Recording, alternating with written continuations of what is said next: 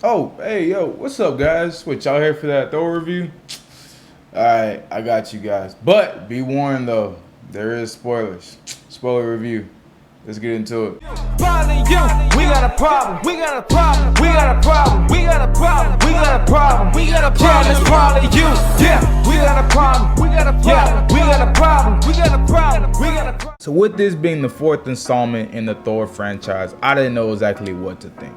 You know, the third movie is arguably one of my favorite Marvel movies. It's not in front of Infinity War or Endgame, but it's up there. It's one of my top five Marvel films. So with this one, I was like, okay, how are they going to be able to expand on stuff that we already know? How are they going to be able to make characters evolve and grow, even though we've already seen these characters evolve and grow like crazy? How are they going to be able to do it in this film? And I thought they did it very, very well. And I'll get into that certain plot stuff later. But first thing I want to say is a big question is, you guys have seen him in the trailer and things like that, the Guardians of the Galaxy. I got a bunch of questions after the film, like, yo, are they in it throughout the entire movie? Look, this is not no Thor and Hulk team up movie. No. The Guardians were in the film for maybe 15 minutes. But I didn't expect anything more. I thought the Guardians would be in the movie 15 minutes because of the fact that they have their own movie they got to get to.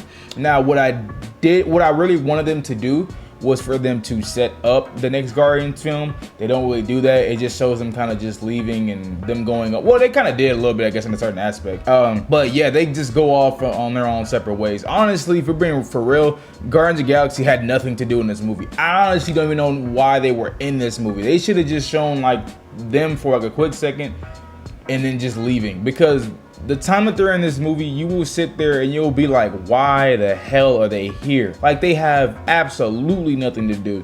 But I guess it's for the fact that at the end of Endgame that they were all together, so they had to include them in this film. But they really didn't need them here because, like I said, they have nothing to do here. Now, a big thing with me is one of the characters that they're going to introduce in this film, and that was Christian Bale, aka the God Butcher, man. If you guys don't know about the comics, he pretty much hates gods and he kills gods. And he's pretty much kind of the same way here to a certain extent. I think they really do a really great job at setting up his character and setting up the reason why he becomes the God Butcher. And at the beginning of the film, and I really enjoyed that, at the beginning of the film, they show that, like, hey, these gods, you know, they're just because they're gods don't mean they're gonna help you out when they need to. You know, Christian Bale ends up going up to him. He's like, hey man, I'm the last, my daughter just died. Can you help me? And this God is like, we about to kill you. You know, so I really did appreciate, okay, I'm like, okay, this is how they're setting up his character. Now, I wish they would have done more to that, but they kind of showcased that, yeah, these gods ain't nothing. And Christian Bale, aka the God Butcher, has been able to figure that out. And he's like, you know what? I'm about to kill all the gods. It's pretty much that simple. Like, when it comes to his character is the most simplest out of everybody. It's simple, like, hey, I hate you guys because y'all didn't help me out when I needed it the most. So I really appreciated what they did with that character and how they set him up, because it only took 5 minutes for them to set him up. And another thing I did appreciate with him is how he was in the film, how menacing, how evil he was. You know, there's certain moments in the film where you're actually scared that he's gonna end up killing one of the characters. And to a certain extent, he does end up damn near killing Valkyrie. You know, there's a huge fight in that third act where he ends up stabbing Valkyrie through the heart, and I was like, oh damn, is she dead now? But we ended up figuring out that she ends up coming back later. But she pretty much was an excuse for her. Maybe she had another project to go do or something like that. But it was pretty much an excuse for her to just exit the film for a little bit. But and give us that Thor versus God Butcher scene. But yeah, I really think Christian Bale did his all in this film. He really brought his A game. But the thing that bothered me with him is that I don't think they gave him a lot to do or much more to do.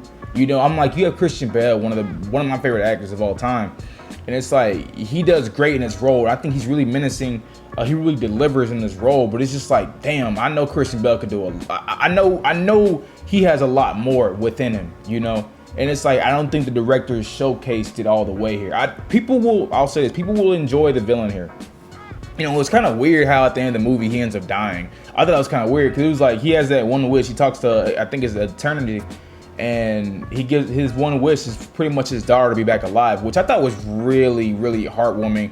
And I was even like, oh, maybe this guy ain't that bad, you know? But at a certain extent, I'm like, how the hell did he end up dying? Maybe if you've seen the movie, maybe you can explain that to me. Because I was just like, I don't even understand how he dies. But let's go ahead and move on to the next thing. Now, my surprising character here was Natalie Portman, aka Jane Foster in the film.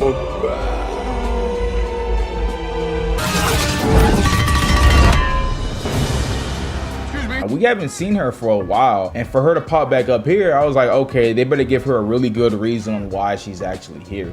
And I think that really did deliver on that. When I was sitting there and I was watching it, I'm like, oh my God, she has some of the best scenes in the movie. You know, her going through her cancer and how she has to fight that, but at the same time she's like, F this cancer, I want to save the world, I want to be a superhero.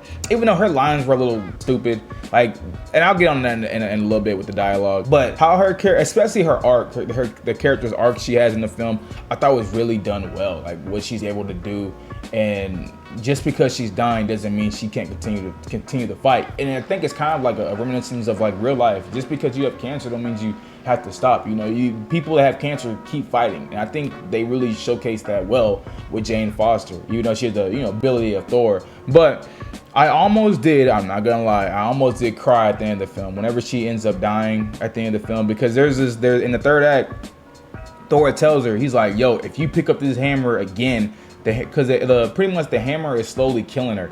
So he's like, yo, if you pick up this hammer again, that's it. You know, you probably will die after that.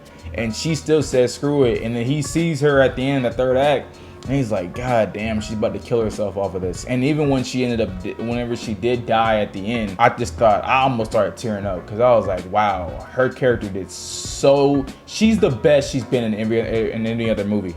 You know, Thor 1, Thor 2, she's so much better here. I think they really did a really great job with Jane Foster. And like I said before, just piggybacking off what I said before, the chemistry between Thor and Jane Foster in the film just completely blew me away. And I think it will blow a lot of other people away when you guys see them on screen together. You're like, yo, these two really work. Like, you really want to see more of these two together, but yeah, she dies, so.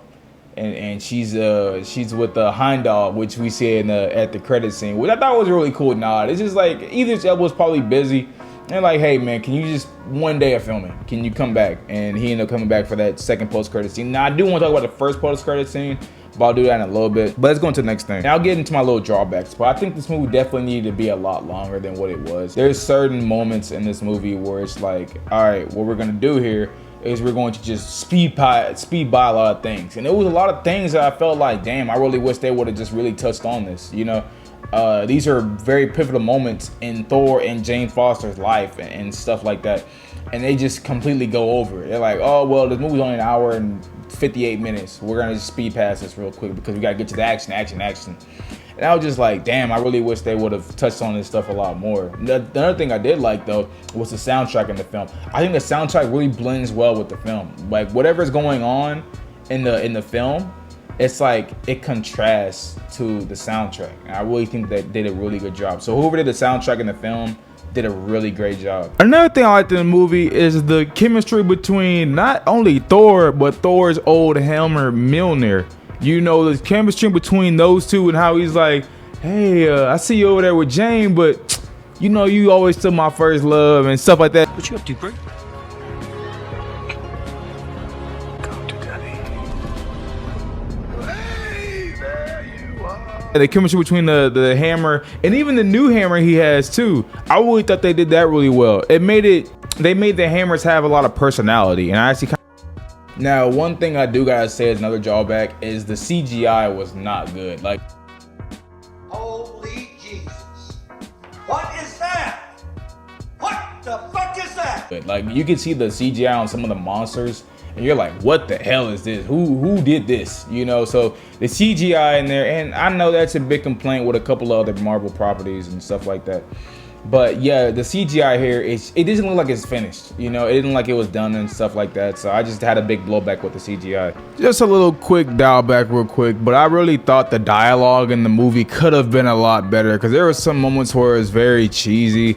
And I was like, man, what are y'all doing here? But then sometimes they kind of make fun of what they just said. So I'm like, okay, y'all, I see what y'all doing here. Now, without making this too much longer, look, I think really well that this especially the first and third act, I think those two acts were just really good and really carried the movie. Aside from Thor and Jane Foster, their chemistry together doing so well. Even Christian Bale, which I already knew Christian Bale was gonna bring his A game, but he definitely brings his A game. People are asking me, is he one of the best villains?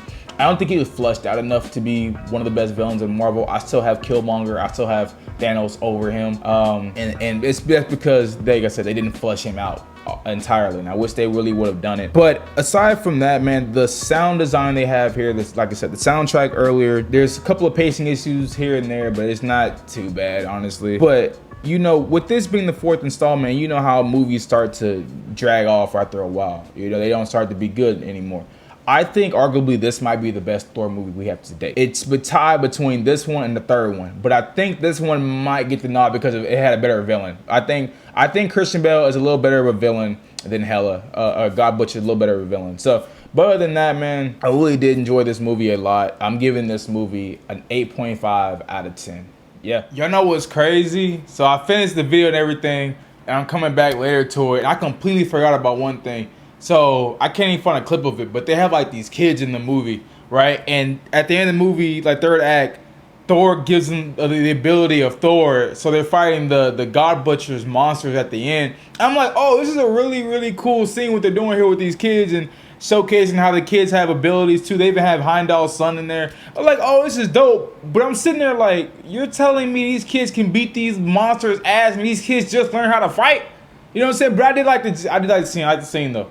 Well, y'all got my review. I got my thoughts. That first post-credit scene, yeah, honestly, that better not be the fifth movie. I'm not gonna lie. They set up Zeus's son in the next movie, and I'm sitting there like, this better not be the next movie. Hey, but like I said, I got my thoughts on the film. Did you guys like it? Did you guys not like it? Whenever you see it, put it down below and tell me your guys' thoughts, because I will be reading all of them. But hey, man, y'all first time finding my channel, hit the subscribe button. Also, the video, tell me your thoughts, complaint, criticism, to it down below. We out of here, man. Peace.